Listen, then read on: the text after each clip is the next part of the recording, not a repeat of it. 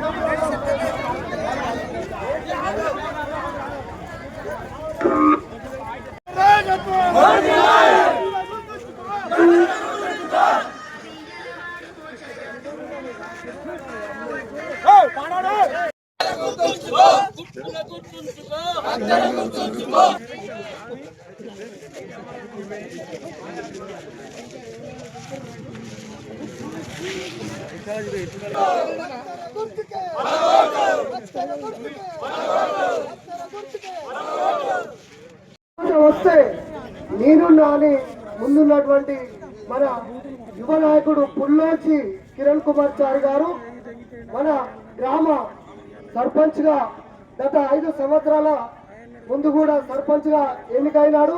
మీ ఆశీర్వాదం వల్ల, మన గ్రామ ప్రజల ఆశీర్వాదం వలన అతను 5 సంవత్సరాలు కూడా గ్రామాన్ని పరిపాలించినాడు.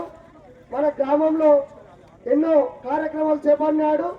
కళ్యాణ లక్ష్మి కానీ, మరియు షాదీ ముబారక్ కానీ, మరియు సీసీ రోడ్ల నిర్మాణం, మరియు వాటర్ ట్యాంకు నిర్మాణం, మరియు వృద్ధాప్య పెన్షన్లు, గ్రామ పంచాయతీ భవనం నిర్మించిండు. మరియు ఇంకా రేషన్ కార్డు కూడా, మొన్న కొత్తగా వచ్చిన రేషన్ కార్డు కూడా అన్న నేనున్నా అని అందరూ మహిళలు రాగానే అన్న నేనున్నా అని కిరణ్ కుమార్ చారి రేషన్ కార్డులు కూడా అందరికి ఇప్పించున్నాడు.